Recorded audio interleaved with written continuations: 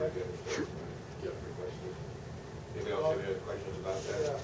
Yeah, our future taxes, now that's all taken into Yes, consideration. now it's all taken care of, under the terms But of the it's law. into a budget. That's right.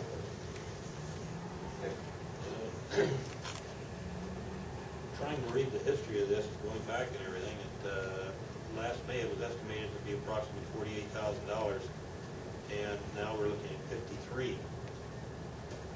How much of that increases penalty and interest and so forth? Who's responsible for that? Well, as you can see, it was nobody's fault this went on. And it wasn't insurance fault. When we changed the use, the tenant became until only public use. That's what caused the thing to trip. IRS, as you know, if they give you, if they say, okay, 3 months is all the problem, take 6 months is all the problem. They don't care. For 6 months, you're going to pay more interest costs. And I'm sure that's what happened. We thought this would be done 3 or 4 months ago, and take it up until now. So, but as far as the difference between 48 and 53, would you please check with more questions? Didn't they waive the penalty? And why did they pay interest, or did they keep the penalty in place? No, they did not. We ended up, the 48,000 was the amount of tax that was calculated as part of the regulations, and they ended up making us pay 111% of the tax. So there is a portion of penalties and interest that are included in 53, and that is the difference is correct. Okay, can we go back, I know I've been through this myself, can we go back after the fact, after you paid it? They told me after I paid it that I could go back and request a rebate or a refund of the penalty, and I managed to receive that because it wasn't my fault, it was my CPA's fault. Okay, and I think that the bond attorney or so forth that made this opinion, the way I read the history of this, is responsible for part of this. Now, has he admitted anything? No, they won't admit anything, I'm pretty sure.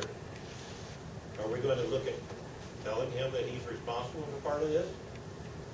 It was my intent to not. As soon as you get into that, you're going to start building up legal fees that are going to be accumulate quicker than you'll ever get that money back. Well, what I've seen is this board's policy to pursue anything legal anymore. So why not pursue this guy? I think it probably would not hurt to write a letter to bond counsel and state our position, Strongly. state the board position. I think it's probably a word letter, and see if we get back to it. Okay. Yeah, it won't hurt. Okay. Certainly will not hurt. Just to clarify this, if the customer, instead of NASA, was Boeing, we wouldn't owe it.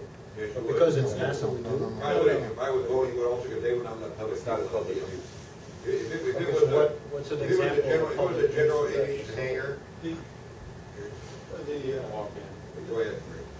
The answer is, if the facility itself is open to the public on a daily basis, and if you have a single tenant in there, it's not. It's being used for a single purpose use. So if that single tenant goes away, I haven't asked that and question. it changes, then all of a sudden they owe us the money back. Yeah. This whole thing, when it all happened, everybody was absolutely shocked. Yeah. Because those when the loan is made, the loan based on, we're a not-for-profit organization, that we don't pay taxes, and that this would be a normal loan to a not-for-profit. And we all know that NASA's not-for-profit, so. Right.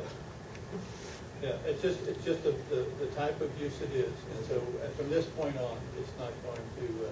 Just a quick question to clarify, did we owe taxes back to the point where NASA took it over, or back to the beginning of the project? I don't know the answer